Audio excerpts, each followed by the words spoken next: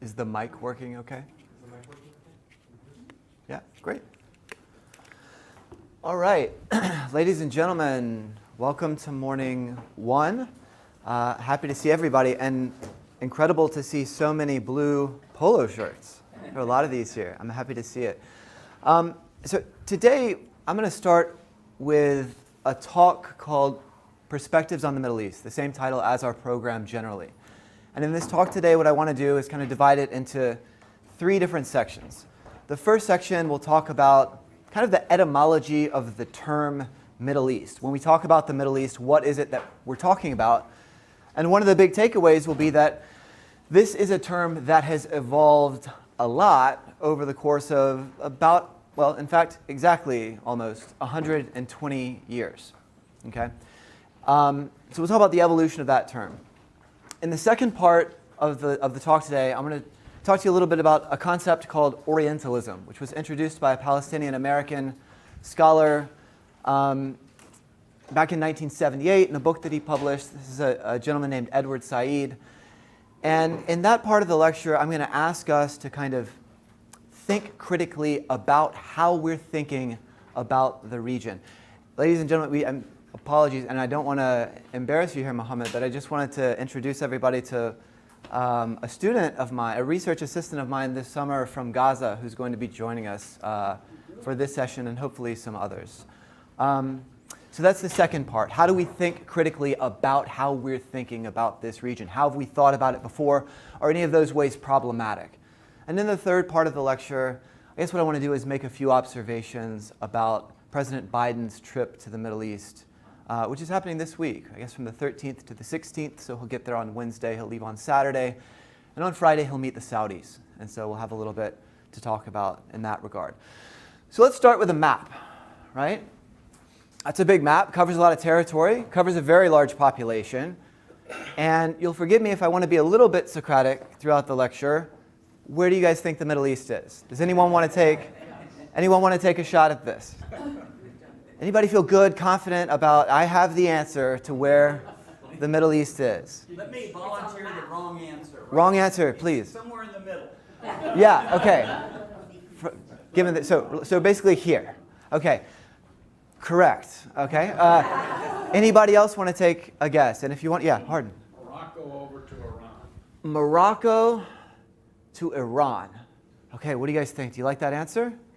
Well, except for the Delano system, there's a map in the book, but I'm not going to look at it. There's a map in the book. Okay. All right. WNL honor system. So what do you guys think? Morocco to Iran. Pakistan continues to Pakistan.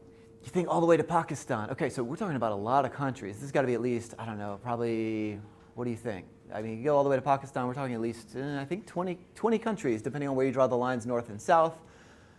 Anybody want to take another shot at that? Include Kazakhstan because of the woman tennis player. Okay, because of the woman tennis player, I don't know which one you're talking about. We're going to talk about Kazakhstan up here. Okay.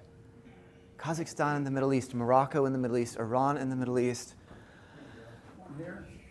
I think one has to recognize that the Middle East is part of the Islamic world. It's not all of the Islamic world. So I would include probably from traditionally from Egypt through and over through Iraq. But Okay. the Persians were very different, and they considered themselves very different. Absolutely, yeah. So I would narrow it. That's right. And I think you make a really good point, which is when you think of the Middle East, a lot of people instinctively think, okay, that's a Muslim region. Now, of course, there are people who are not Muslim in the region, but the point that you were making is that there are lots of Muslims living outside of the Middle East. In fact, the majority of Muslims live outside of the Middle East. The most populated Muslim country, the highest Muslim population in the world is in Indonesia.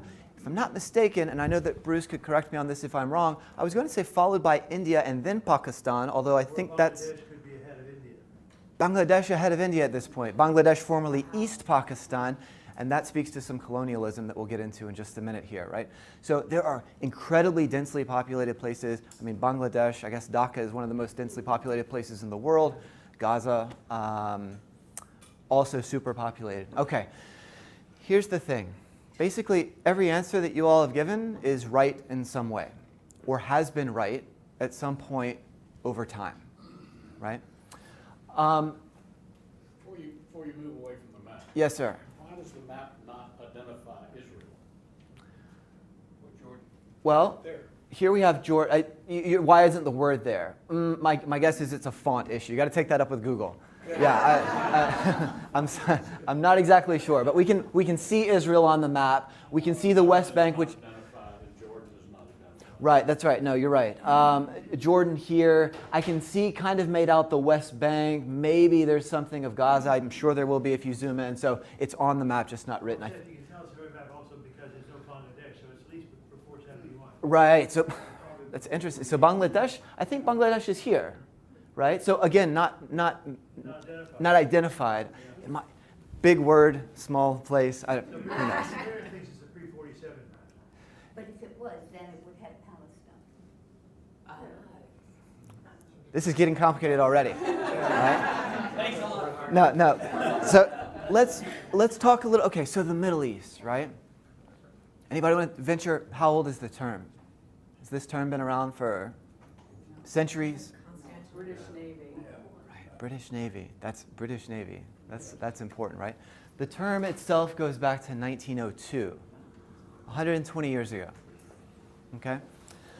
So I'm going to draw in this part of the lecture on an article that you will find in your binder. It's a great article.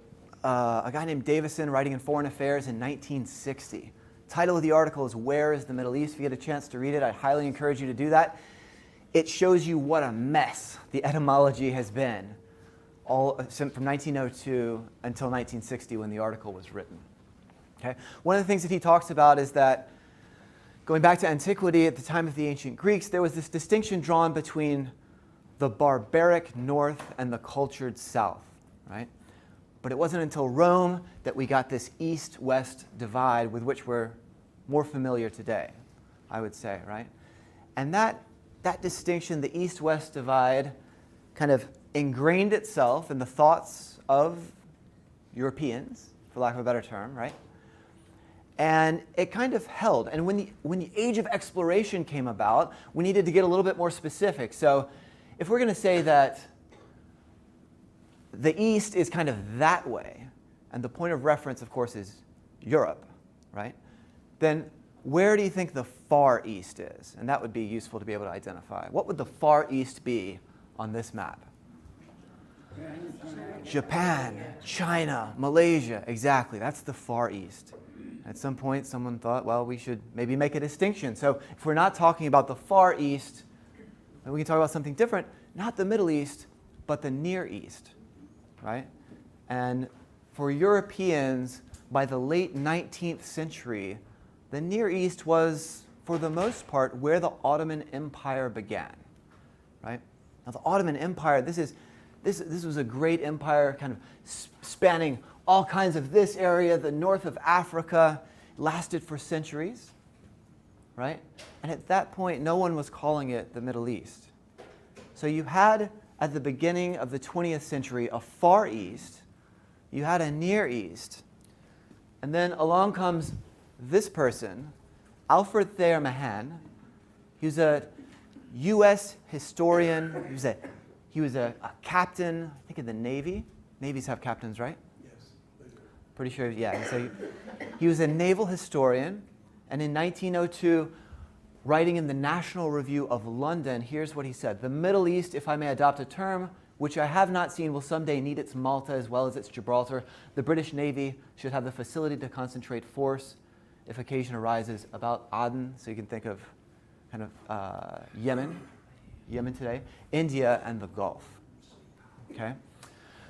Valentine Chirol, the foreign editor for the Times of London, he saw this term, the Middle East. I guess he liked it. He adopted it pretty quickly, started writing a series of reports in 1902, and in 1902, he kind of started using the term. In 1903, he published a book called The Middle Eastern Question, and he said the Middle East is those regions of Asia which extend to the borders of India or command the approaches to India, and which are consequently bound up with the problems of Indian political politics as well as military defense. Thayer Mahan left the Middle East undefined. It was very clear that it was a strategic concept, but he didn't say exactly where it was. If we look at the map again, though, and we think that this is the Middle East, this is the Near East, and this is the Far East. At the time of Sherul and Mahan, the Middle East centered around India, or what Sherul called the approaches to India. So back in 1902, the Middle East is here. Okay? This is the geographic center of the Middle East. Right? And that, before long, began to change. Right? So by the time of World War I, Winston Churchill, serving in his capacity as, you gotta love this title, Secretary of State for Colonies, right? He created a Middle East department, right, to supervise what? Transjordan, Iraq, and Palestine, mandatory Palestine. This is where colonialism comes in a very big way. Towards the end of World War I, the British made 3 pacts, 3 agreements that were super important for the future of the Middle East. One of them was with the Sheriff of Mecca, Sheriff, the kind of leader of Mecca, the most important person operating down here, right? In correspondence between King Hussein and a gentleman named McMahon. I forget exactly his role in Britain at the time, in the foreign ministry.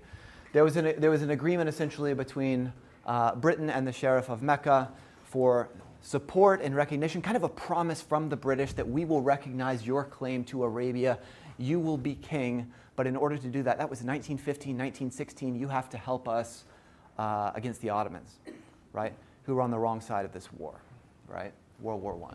There was an agreement, a European agreement, mainly with the French, to divide up Syria and Mesopotamia. So we're going to give Syria essentially to the French. Britain's going to take control of Iraq. And then there was a promise in the Balfour Declaration, this kind of, I forget exactly the number of words, but it was a really tricky statement. If you've heard it, it's like 112 words, 120 words, something along those lines. And to be really honest with you, I haven't tried to recite it in a couple of years, but let me see if I can remember it. It was something along the lines of, Her Majesty views with favor, I'm going to paraphrase a little bit, the idea of a home for the Jewish people in Palestine, and then pay attention because this part's important, it being clearly understood that nothing shall be done to prejudice the rights of existing populations there. And that, ladies and gentlemen, is called a circle that you cannot square, right? So those are these 3 agreements. Those are these 3 agreements that the British... So Winston Churchill, Department of the Middle East, it's going to take care of Transjordan, Iraq, mandatory Palestine. Okay? That's not the way that Britain's Royal Air Force was thinking about it. The Middle East for them at the time included Sudan, Egypt, I think it was Ethiopia. No, I'm sorry, Kenya. Right? Egypt, Kenya, and Sudan. So Palestine, Transjordan, and Aden down here were added in 1939. Okay? The military was thinking about it a little bit differently than the Air Force. And in if I can remember the year here, also in 1939, the British Army sent a general to Cairo, where he would serve as commander of the Middle East. Right? So by this time, you can really see that we've had a pretty dramatic shift going this way, and the center of gravity for the Middle East has kind of transformed from what today we might think of as the border of India and Pakistan all the way over to Cairo. Right? In 1951, in the House of Commons, the British kind of officially abandoned the term Near East, replaced it with the Middle East. The New York Times essentially did the same thing a few years later, 1956. And yet when you think about, okay, so what is the U.S. role in all of this? How did the State Department think about the Middle East? Well, the State Department, the State Department at this point already had a Bureau of Near Eastern Affairs, which makes sense because until that time, a lot of people were thinking about it in this way. The word Middle East, the phrase Middle East, appeared in the State Department's organizational chart for the first time in 1958. The Office of Research, there was this new department called the Department of Aegean and Middle Eastern Affairs. Now, Aegean, what does that refer to? The sea, which is here. This department included 6 countries, okay? Greece, Turkey, Iran, Afghanistan, Pakistan, what's this? And Cyprus. Does anybody notice anything interesting about this? So, no Israel. What else? No Syria. I mean, you're missing a lot of these countries that we think of as the Middle East, right? Let me make another observation for you. In the Department of Aegean and Middle Eastern Affairs, which countries might be kind of the Aegean countries? Surely Greece. Probably Turkey. Which leaves 4 Middle Eastern countries: Cyprus, Iran, Afghanistan, Pakistan, and there it is, ladies and gentlemen, you have the Middle East without Arabs, right? A Middle East with no Arab countries, right? Interesting, right? Not saying it's correct. I mean, all of this is just a mess. If you read the article, you'll find in even more detail that it's a mess. So here's one of the big takeaways that I want you to take away from this talk today, right? The Near East, the Middle East, and the Far East were all projections of European and especially British thinking. You know, I was really, really happy when Bruce gave his kind of introduction yesterday, and he talked about India and the relationship to India with just kind of this part of the world, with this part of the world, arguably with this part of the world. And that's very much the truth. When we talk about the Middle East, we should be thinking, even if you want to kind of draw arbitrary limits, and that's fine. If you want to create a coherent kind of concept that people can talk about and know what they're talking about, there's good reason to do that. But it's really important to think about the fluid nature of the connections that exist between these places, that have existed between these places for a very, very long time, right? Before the Middle East was ever born, it was the Ottomans, right? Yes, sir?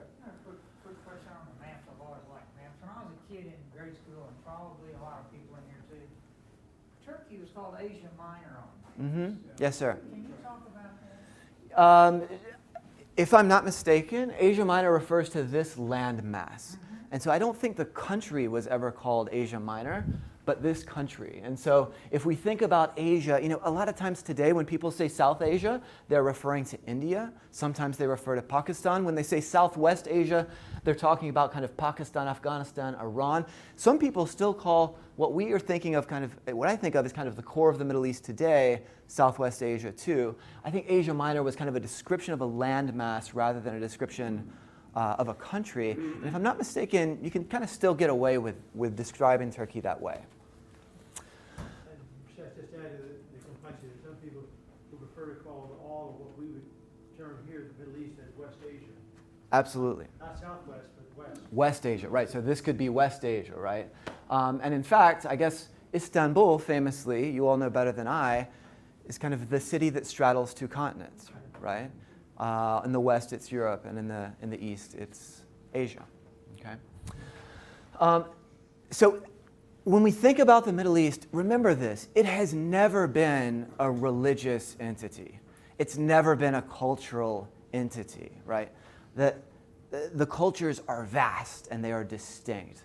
The languages are vast. I mean, when I was in Syria, I mentioned my professor, my teacher, Bassam. I had a conversation with Bassam once, and we were talking about the multiple Arab dialects. And he told me, if I were to have a conversation in the kind of rural Syrian dialect, the place where I grew up, with a Moroccan from a rural area doing the same in that person's dialect, this conversation would be very short, because we would not understand each other, right? Now, those people can communicate, particularly kind of if educated, in this other kind of high Arabic, what's called modern standard Arabic or Fusha. But all of that is just to say, culturally, religiously, linguistically, we're talking about a vast swath of territory with many, many people, so many differences.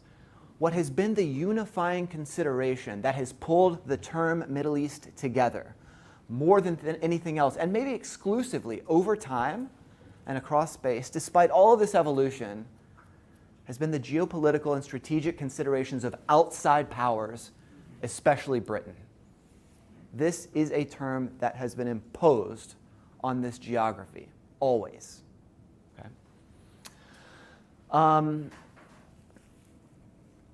How can we usefully talk about the Middle East? In the article in Foreign Affairs 1960, Davison makes the case the best way to avoid this mess is, what do you think? Agree on arbitrary limits, right? We're going to just have to recognize that at some point there is no objective Middle East. And so if we want to be able to understand each other in conversation, when we refer to that term, let's just know what we're talking about.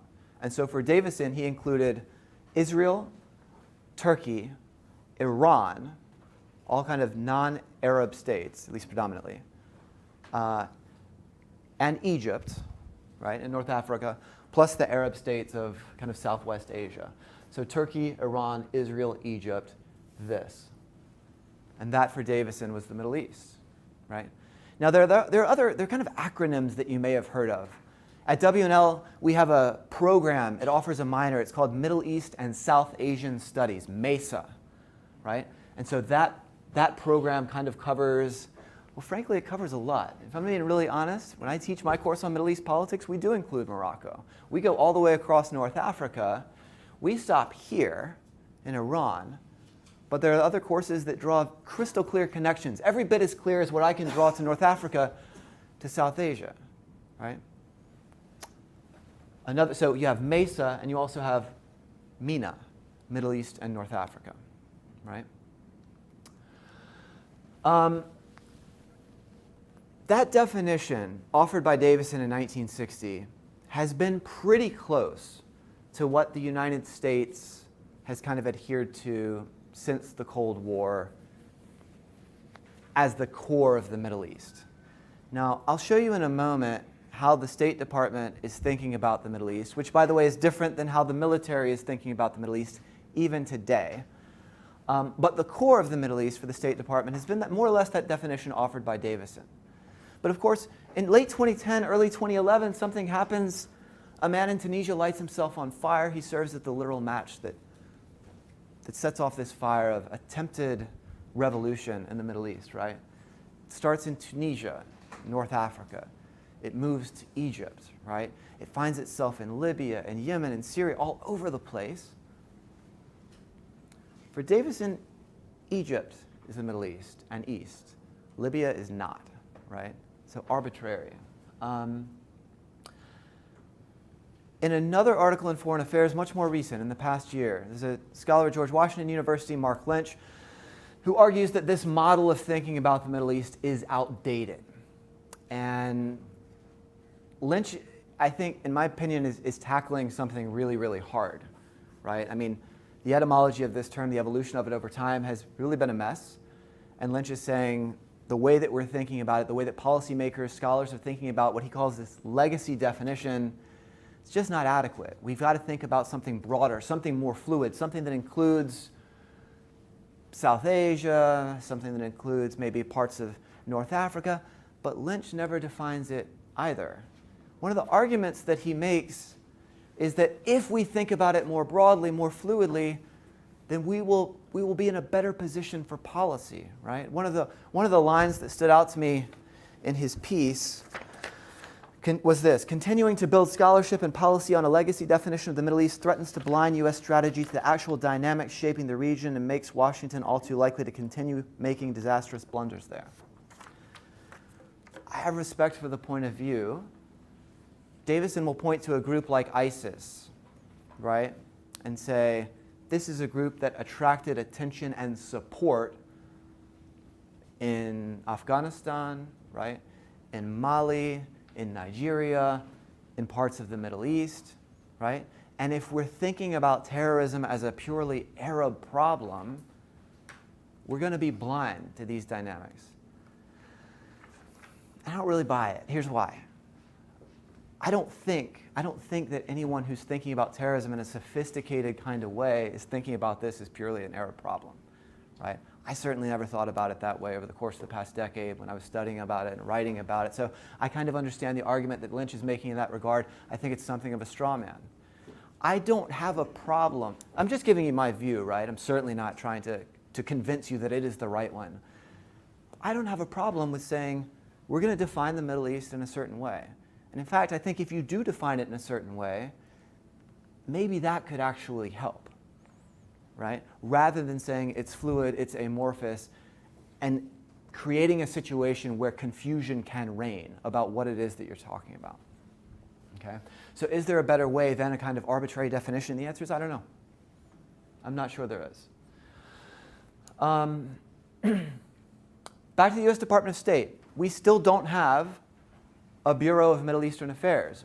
We still have a Bureau of Near Eastern Affairs. And by the way, here we see the Palestinian territories. The last time I taught this course in 2019, it wasn't part of this list. And over here, there were more countries that were not part of this list. So this is changing all the time too. But the main thing that I want to point out about this is that the Bureau of Near Eastern Affairs, which deals with diplomacy in the Middle East, and the US-Middle East Partnership, also part of the State Department, right, which encourages cooperation between people, governments, non-governmental organizations, et cetera, within the region, right? Both parts of the State Department. These are pretty similar lists. And it looks to me like the United States State Department is more or less using the term Near East and Middle East synonymously. When you see it in print, you may more often see Near East. When you hear it in speech, you'll much more often hear the Middle East. So I think that's kind of what I wanted to talk about for this first part of the lecture. For the second part, I want to introduce you to this man, Edward Said. Edward Said was born in Mandatory Palestine, 1935. Okay? Palestinian American. He was a professor of literature at Columbia University. He is one of, arguably, I wonder if Miriam would agree with this, one of the founders, would you say, of post-colonial studies? Right? An accomplished pianist. And in 1978, he published the work for which he is best known, Orientalism. And if you're looking for a dense read, in my opinion, this is the one. What is Orientalism? Here's some summary points. How you see the Middle East is not innocent or objective. It is motivated, the end result of a process that reflects certain interests. The way that we think about the Middle East, and I'll give you some examples in a moment, distorts people and places in the region. It's a framework to otherize, right? And it's both cause and effect, right? In other words, it contributes to problems, right? Problems for us, problems for the subjects, for lack of a better term, of our discourse, okay? Yes, sir. Is it an American interpretation? Is it a U.S. based? I would say not exclusively. I think European, absolutely. U.S. You can think of it as a framework, an outlook, a lens, a way to conceive of this other place and these other people. And it capitalizes on the power of discourse. Does anyone recognize this person? I'm going to talk to you. This is going to seem a little bit out of left field, but did you say Churchill? It's a good guess. It's not Churchill. FDR. Who said FDR? Correct. This is Franklin Delano Roosevelt. The photograph was taken in 1884. He's about 2.5 years old. Is this surprising to anyone? Yeah. FDR, by the way, was the person who's kind of cited in history as the U.S. president who kind of, what's the best verb here? Consolidate. He sat on the USS Quincy in the Red Sea with the King of Saudi Arabia just a dozen years after that country was born in 1945, weeks before his death, and made a pact with the Saudis. Keep the oil flowing, keep America's energy supply secure, and we will provide protection for you. And that relationship has more or less existed ever since. Since the 1970s, presidents have regularly met with Saudi kings. Before that, it also happened periodically. Now, this photo doesn't have color, but what you'll see is that FDR is in a dress. FDR has long hair. In 1884, at the time the photograph was taken, it wasn't particularly uncommon that boys would wear dresses until 6 or 7 years old. This kind of dress was considered gender neutral. Would anyone have guessed that? Right? And the hair is kind of long, right? So bangs, so you can see, but haircuts for boys sometimes didn't happen until close to 6 years old. Yes, I sir. have pictures of my father, who was born 1909, with the hair, the dress, but the, I think Mary Jane's, whatever they're called, kind of throw me off a little bit. Was that these? Yeah. Then I was getting into maybe back then we're having our gender issues or whatever. Right. I also like the hat, right? So Also for protective purposes, protective. against males, Mm, to trick people that. Typically, that was true. I'm sorry. So you don't know a male or female, or I don't know. I see what you, okay. So if everybody is dressed that way, then how are we going to make a distinction? Maybe. My experience with a 2-year-old is that dresses are pretty easy to get on and get off. It's convenient, so I don't know if that had anything to do with it either. There's one more thing related to this. By the way, I'm talking here about the power of discourse. The way that you think about the world might affect how you act upon it, right? If I say, we're looking at a picture like this, and I say the word pink, what comes to mind? Female, girl. If I say blue, boy. It used to be the opposite, right? June 1918, from the trade publication Ershaw's Infants Department. The generally accepted rule is pink for the boys and blue for the girls. Pink, being a more decided and stronger color, is more suitable for the boy, while blue, more delicate and dainty for the girl.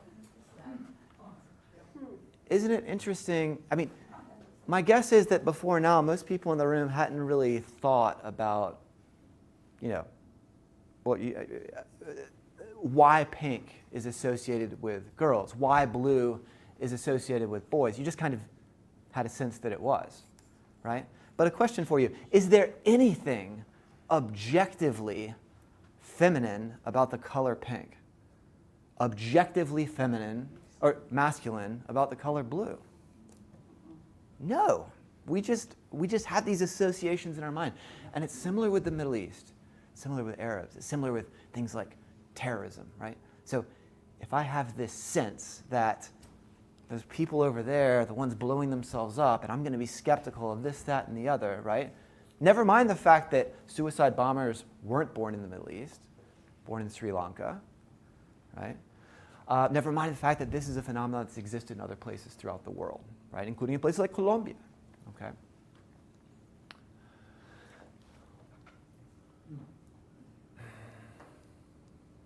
Let me show you this. Orientalism is rooted in imperial conquest. I'm going to give you guys 2 quotes. I don't want to make anybody uncomfortable. I don't think I will. And please trust me when I say that this is in good faith.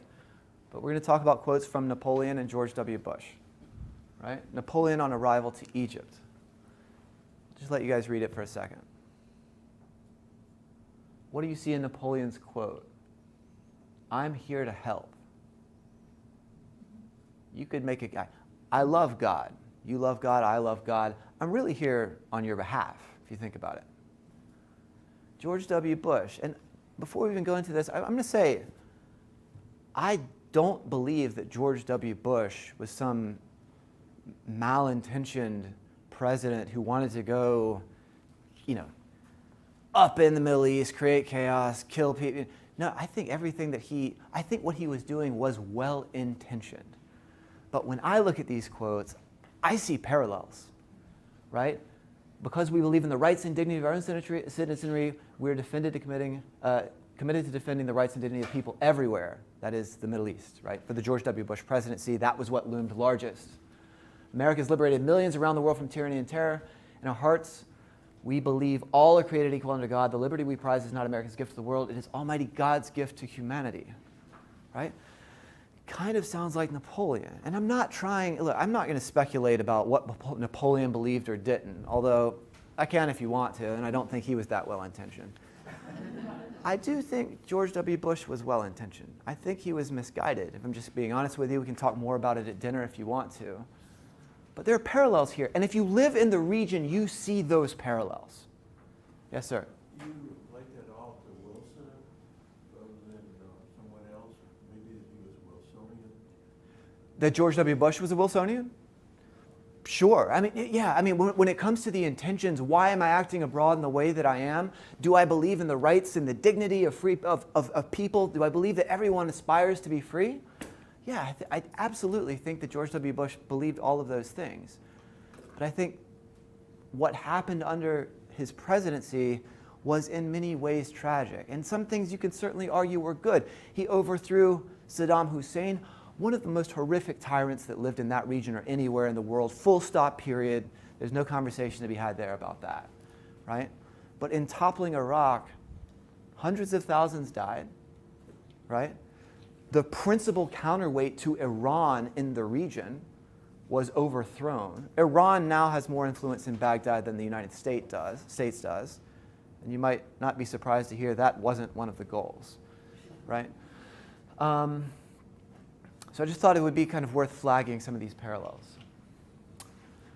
How we conquer is not just militarily, but how empires conquer, but ideologically. How do we understand the natives so we can subdue them more easily? Writing about Edward Said's Orientalism, a guy named Fred Halliday, if I remember his first name correctly, I know it was Halliday, the way that he put it was this way: if you're going to rob a bank, you better case the joint. So when Napoleon got to Egypt, he wrote down everything.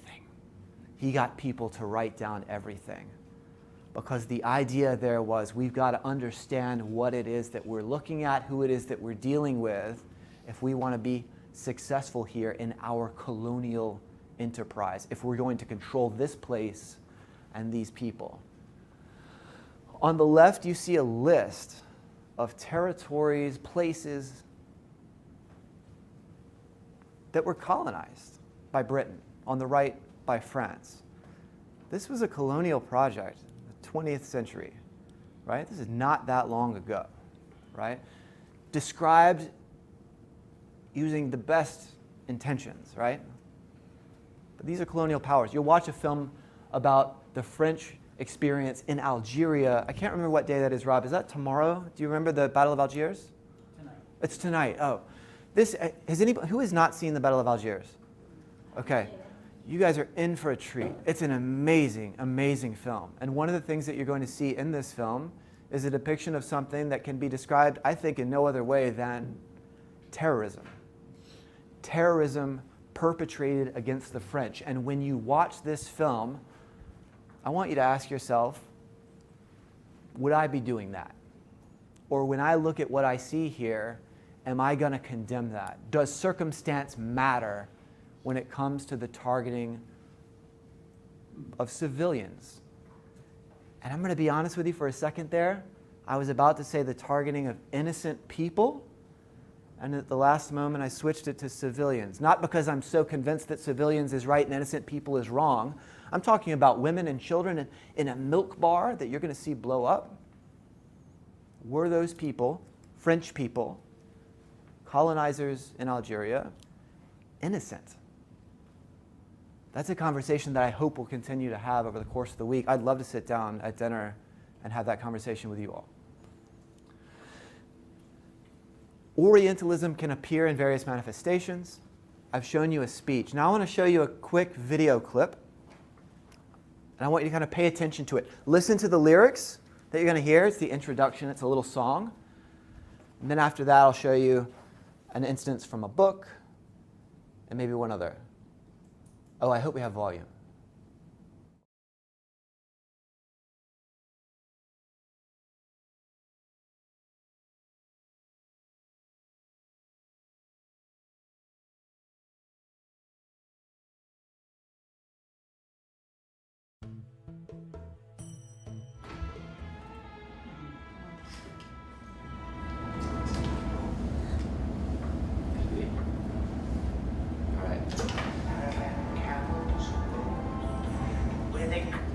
All right, we're going to do your best, and then I'll repeat the lyrics when we get to the end.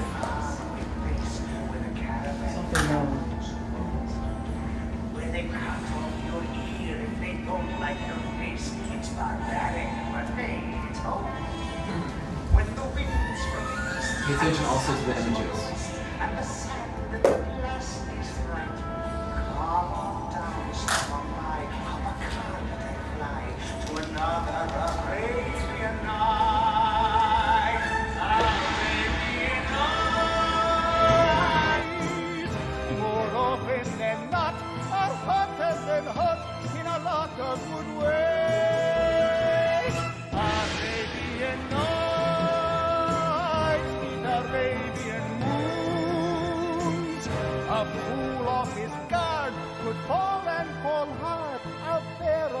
the dunes.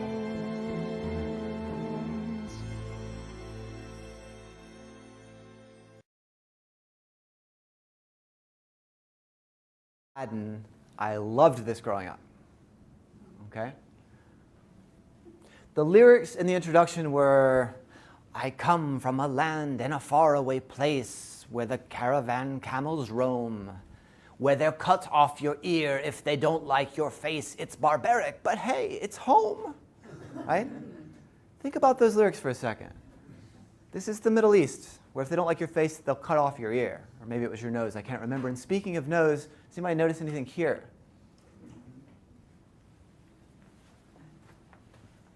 Let me show you one more picture, two pictures actually from Aladdin. Let's see if anything stands out at all. These are pictures of the hero, pictures of the villain. Aladdin and Jafar. See what we notice.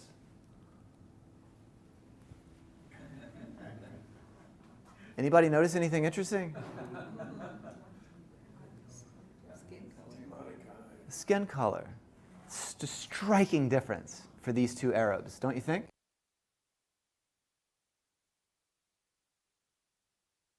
Making this film at Disney, we're like, let's see how we can make a subtle but effective racist film that will seep into people's minds like a virus and make sure that everybody hates the Middle East. Do you think that's what they were doing? No. I don't think so either. I don't think so either. But I think what they did was, we need a hero. What's he going to look like? He's going to look like this. Okay, great. We need a villain. What's he going to look like? He's going to look like this. Okay, great. Because this is how we think of villains, and this is how we think of heroes. It's kind of similar. Sometimes you may have seen, if you Google Jesus, for example, right? And images of Jesus, you'll sometimes see, brown hair, but it's a pretty light brown. It doesn't look like someone who's coming from kind of the heart of the Middle East as we think about it today. Sometimes this person will be blonde. Sometimes he will have blue eyes. Probably not the way that Jesus looked historically. Nordic. Right? Nordic, right. So, something to think about. Is anybody familiar with this book, The Arab Mind? The Arab Mind is written by a guy named Raphael Patai. So we've talked about speeches, we've talked about video, and I'm going to talk about literature. I'm going to talk about a book. All right? This book called The Arab Mind, oh gosh, now I can't remember what year it was written. I want to say in the 1970s. Do you happen to know, Miriam? I think it was 1960s because Okay. by the time that Said wrote Orientalism, this was the devil. Okay, right, yeah. So depending on the reviews that you're reading, you'll see things like this. So this is from the publisher, this is from Publishers Weekly. This is from a guy named Norval Dadkin, who trained special forces at Fort Bragg, right? And who wrote the introduction to this piece. So Raphael Patai taught at various universities, including places like Princeton, and he wrote this book called The Arab Mind. Now just take a second. Imagine a book called like The African Mind, or The Caucasian Mind. Yes, sir. Yeah. 73. Okay, so it's before Orientalism for sure, but it made a big splash, right? If you look at other reviews, my guess is, I don't want to make assumptions, but I'm thinking Miriam and Bruce might be more on this side. I saw a review once that said, best used as a doorstop, right? And let me give you a couple of reasons that people might think that. Here are some quotes lifted directly from the book. Why are most Arabs, unless forced by the dire necessity to earn their livelihood with the sweat of their brow, so loath to undertake any work that dirties their hands? Right? The all-encompassing preoccupation with sex in the Arab mind emerges clearly in these manifestations. In the Arab view of human nature, no person is supposed to be able to maintain incessant, uninterrupted control over himself. Any event that is outside of routine everyday occurrence can trigger a loss of control. Once aroused, Arab hostility will vent itself indiscriminately on outsiders. Is this the kind of book that you want military people going to the Middle East, engaging with Arabs, to be reading, to be internalizing? Could it be that something like this could find its way, maybe not directly, but indirectly, into the minds of people perpetrating crimes at a place like Abu Ghraib? According to this book, shame, what was the other one? Shame and humiliation were kind of the worst things that could happen. The worst things that could happen to an Arab, right? And so maybe if you put an Arab, a prisoner of war, in a diaper, like some U.S. servicemen did in Abu Ghraib, right? So it's a heavy thought. It's a sad thought in many ways, but it's something that I think we kind of have to confront, right? And so I think Said would say it doesn't need to be conscious to be important. It can be subconscious. And in many ways, for many people, it is subconscious. For some, it's not. But it's a thing and it's real. And in 1978, he made a splash. It's still taught in graduate seminars today. Okay? One more. And this, please believe me, I show this in good faith. This is not to be critical of a president, certainly not to be critical of a party. But we're going back to Aladdin for a moment. 2015, President Trump running for office, called for a ban of Muslims from the country until we figure all this out. There's a poll done asking people, Republicans and Democrats, should we bomb Agrabah, the city from Aladdin? They didn't say the city from Aladdin. They just said, here's an Arabic-sounding Middle East name of a city somewhere. Want to bomb it? 30% of the GOP said, let's do it. And the Democrats don't have much to be proud of either. 19% of Democrats. I'm not very happy with either of these numbers, frankly. Right? This doesn't happen without years, decades of depictions of people in faraway places that are negative. Who's your favorite Arab hero from a movie, from a TV show? My guess is you can probably come up with some villains, right? Worth thinking about. This is problematic, okay? So I'm going to come back to Said. Why don't is the United States an imperial power? You know, we talked about kind of Britain and France, of course, two colonial powers among many, right? And they actually held colonies, territories. They governed people on the ground. They went to other places and said, we're making the rules, right? The United States, for the most part, hasn't really done that. Although I would commend to you an interesting book written a few years ago by a guy named Daniel Immerwahr. It's called How to Hide an Empire. It's pretty interesting. It talks about the United States, and it talks about places like Puerto Rico, Guam, the U.S. Virgin Islands, the Philippines for a period, American Samoa. It's kind of interesting, right? These aren't states, but territories of the United States. But to be clear, the United States has not acted colonially in the way that Britain and France did. But how do we think about colonialism kind of in the 21st century? Maybe it's not the right word, but a lot of people will make the case that there's an indirect colonialism. You see it through things like film, through things like 750 US military bases across 80 countries, right? It's not governance on the ground, certainly not direct governance, but is there something worth paying attention to there? Why don't Arab governments more forcefully challenge the Orientalist view? You know, I'm reminded, I had a conversation with an aunt of mine once. It was before Osama bin Laden was killed, which I guess was in 2011, if I'm remembering correctly. May 2011. And she said, it's amazing, just in time to see the beginning of what most people were very optimistic about at the time, the Arab Spring, right? So you had these kind of grassroots mobilizations.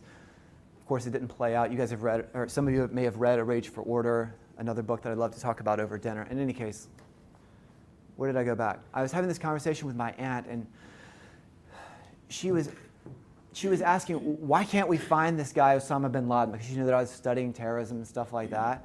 And the argument that I made to her, it wasn't an argument, but what I said to her at the time was, look, I don't have a crystal ball. I don't know where he is. But if I had to guess, I would say he's in Pakistan, right? He escaped from Afghanistan in 2011, in the fall, when we went after him. And it's almost impossible for me to believe that the ISI, Pakistani intelligence, doesn't know where he is. It's hard to believe. Well, if they know where he is, why not capture him? Why not kill him? And I don't mean to sound like a conspiracy theorist. I am not a conspiracy theorist. But what I said to my aunt was, if someone was paying you $2 billion a year to look for someone, would you find him? When Osama bin Laden was killed, he was in a compound a mile away from the equivalent of Pakistan's West Point. Right? Very hard for me to believe still that some people in Pakistan didn't know he was there. The ISI is very, very good.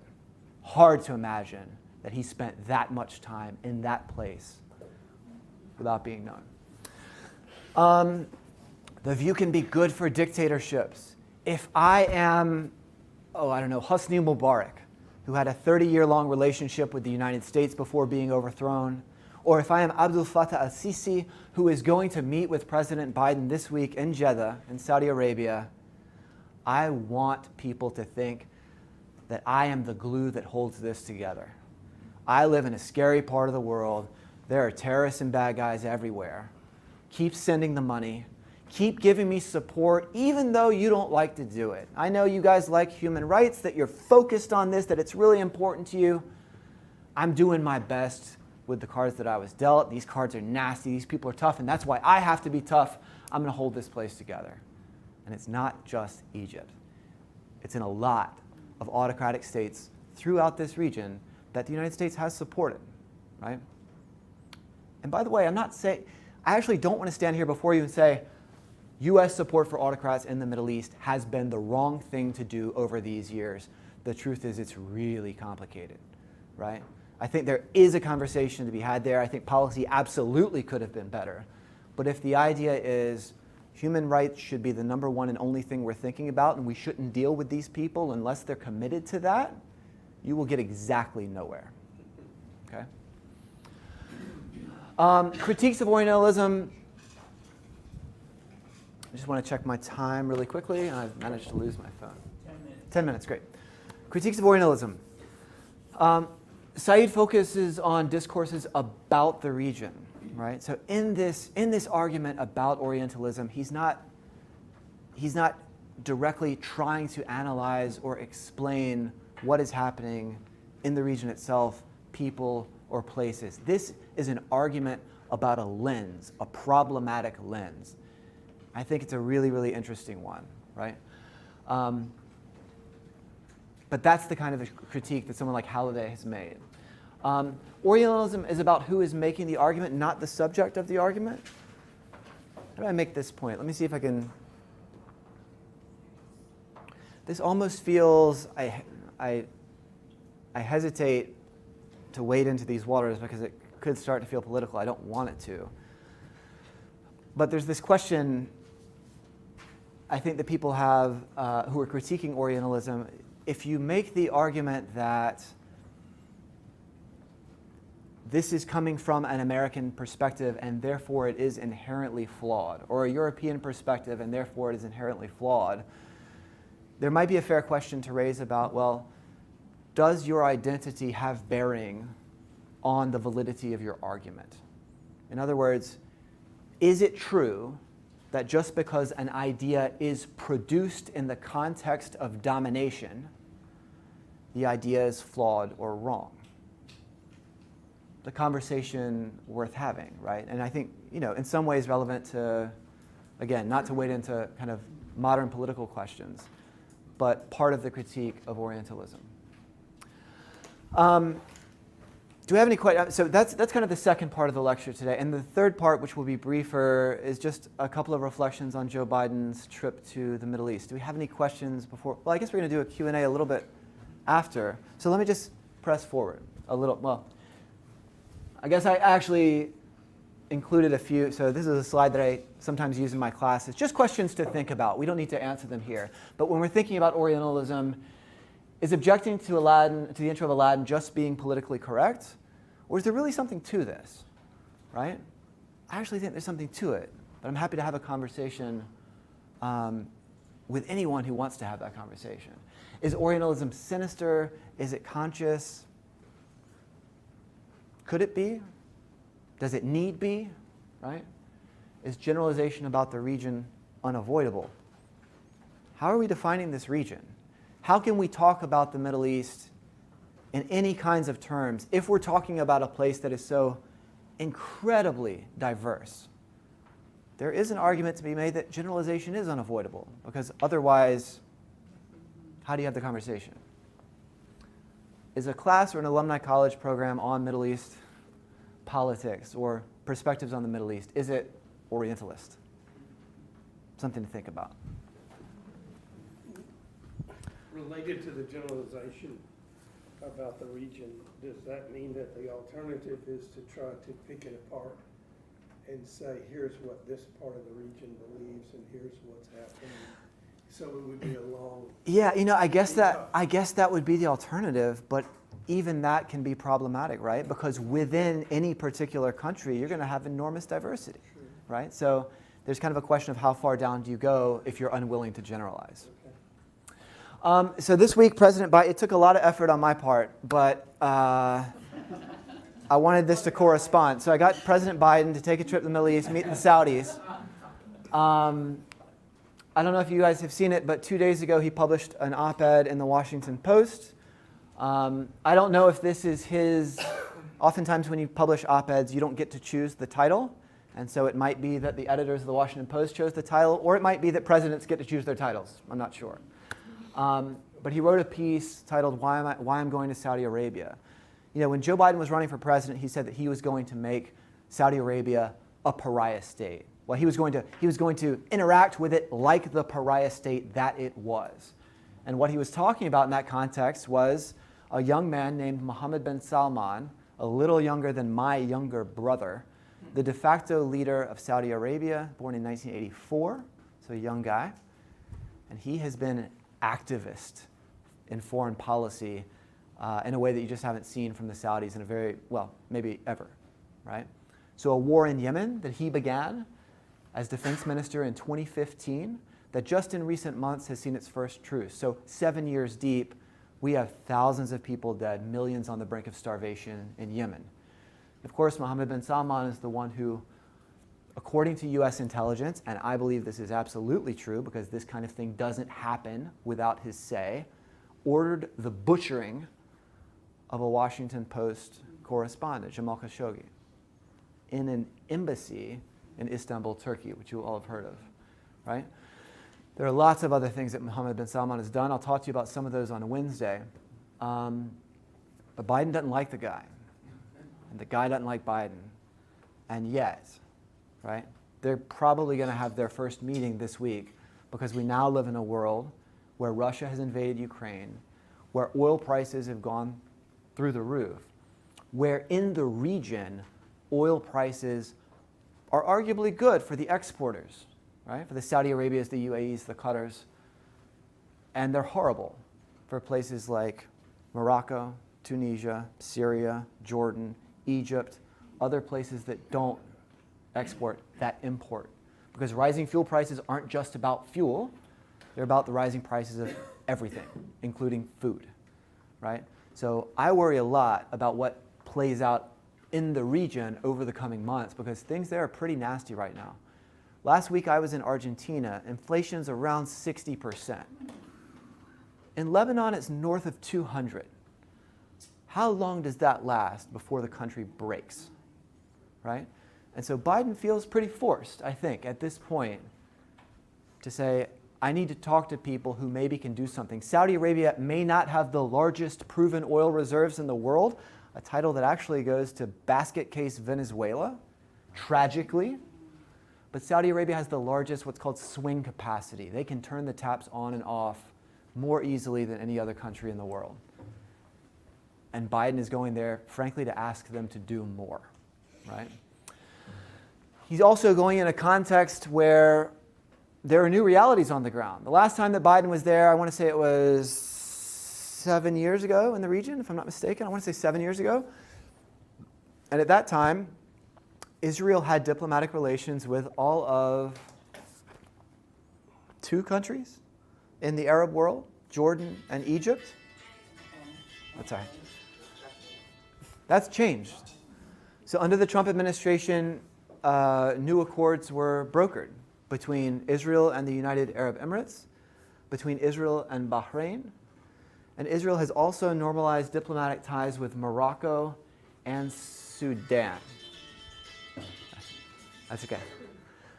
With Morocco and Sudan. And I'm just going to make 2 quick points, just kind of criticisms, if I may, on the normalization with Morocco and Sudan. I want to leave aside whether normalization makes sense and all that stuff. I don't want to get into that.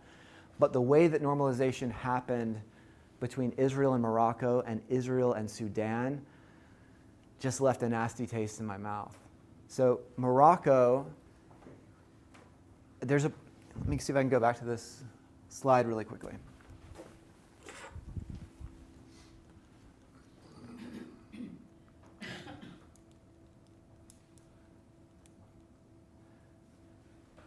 You guys know what Western Sahara is? Does Western Sahara have a seat at the United Nations? No. This is not a country. This is a place being occupied by Morocco. The United States wanted Morocco to normalize relationships with Israel. Israel, of course, was willing to normalize relationships with Morocco. Morocco's position was, we'll do it. And we want the United States to recognize our claim over Western Sahara. And we did. And when it came to Sudan, Sudan said, we really want you to take us off the state sponsors of terrorism list because this thing is killing us. People can't invest in our country because we're state sponsors of terrorism. And by the way, we haven't sponsored terrorism in a very long time. We've been cooperating with the United States in anti-terrorism efforts for a very long time. But once a country finds its way onto this list, it's very hard to get it off, right? But we found a way, right? Recognize Israel, come off the list. And it wasn't quite so explicit, but it absolutely was a quid pro quo, right? So I just wanted to mention that. And what else? And gas prices. I was in California recently. I paid $6.66 a gallon, right? And I guess gas prices have started to come down, but I don't know if they feel cheap to anyone in the room. Probably not right now, right? And that has implications for domestic politics right here at home. And it has, again, huge implications within the region, right? So these are some of the things that I think President Biden is kind of considering on his trip to the Middle East. It's 10 o'clock, so I'll pause there. I guess open it up for questions, if that's okay. All right, so any questions? Thank you for coming, Mohammed. You hear the phrase, I was in court one time, and I said, can you all recall that Oriental witness? There was a hush in the courtroom. They said, you used the wrong term, Judge, they're Asian. What is the distinction? Why do they not like Oriental anymore? Sure. I'm trying to think of the best way to answer the question. I think I have an answer. I don't know if it's the perfect one. There are, I would say language is an evolving creature. It moves around a lot, just like the Middle East has moved around a lot. If you think about the transition from Negro to African American to black, I mean, think about that, right? If you called someone a Negro today, that's not the right word, right? And African American kind of still works, but at this point, the term that is preferred is black. And in writing, the word black is now capitalized. So it's a living, kind of breathing creature, language is. And I think Oriental was a term that was used regularly, certainly around the time of World War II. Before that, I think when there were the internment of the Japanese, that was kind of Orientals, et cetera. And I think the language and the kind of politics have moved away from words that have been kind of understood. You know, they come from an era where there was even more of a hierarchy, you might say, than there is today. And so there's kind of an attempt to abandon some of that history through language. I think that's kind of my best answer. And I would just also say that, I am sure that when you said that word, it didn't occur to you that it was a problematic word. My age came through. I wasn't going to say that, but people sometimes do find themselves tiptoeing around vocabulary, and I think most people are very, very well intentioned, and the rules are changing pretty quick. The implicit rules change pretty quickly, and that can be a challenge. Yes. To flip the conversation about what Americans or other people may perceive Arabs as like,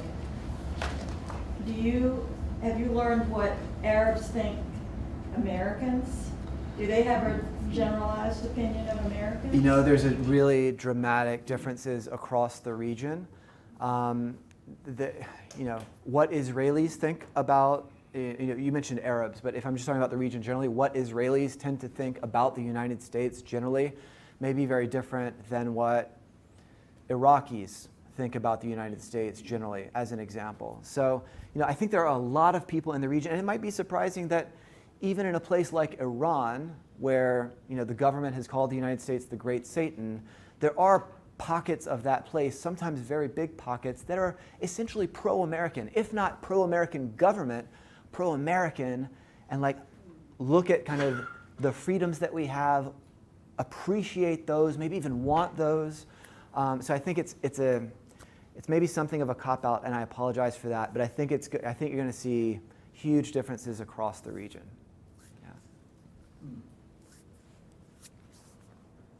Oriental, going back further, wasn't it used basically to refer to old cultures? Isn't there like the Oriental Institute at the University of Chicago that I think studies archaeology, ancient Greece, things like that? There's still, in London, what's the name of the school? The School of Oriental and African Studies, SOAS.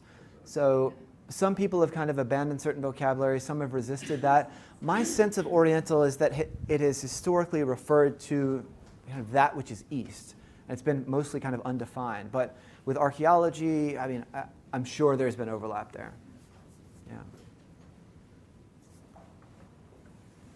Yes, sir. Whatever the Middle East is, you haven't talked about differences there between the Sunni and Shiite in a religious sense. Sure. Which translates into a political sense. Sure. Oh boy, that's more for Wednesday. Sure, absolutely. So we'll get into that on Wednesday. And there's a really interesting conversation to be had there. What is the overlap between religious differences and political differences? Are these kind of grassroots, bottom-up overlap relationships, or are they top-down imposed from governments? And there's all kinds of interesting, in the immediate, when was it? It's probably, I'll find the date for you, but I want to say in 2005, there was a reporter from the Washington Post who went to Capitol Hill and just interviewed lawmakers, right? People who had voted for the war in Iraq, and said, what's the difference between Sunni and Shia? And ladies and gentlemen, you would not be happy with their answers. In general, people had no idea, right? The best, I don't know, I shouldn't say the best, I wasn't there for the interviews, but one person said, I think it goes back to something about like a break in the early days of Islam. Yeah, that was it, right? I think on Wednesday I'm going to give a lecture on Saudi Arabia and Iran and the geopolitical competition there. Saudi Arabia kind of, gunning to be the leading Sunni authority in the region, the leader of Muslims in the region.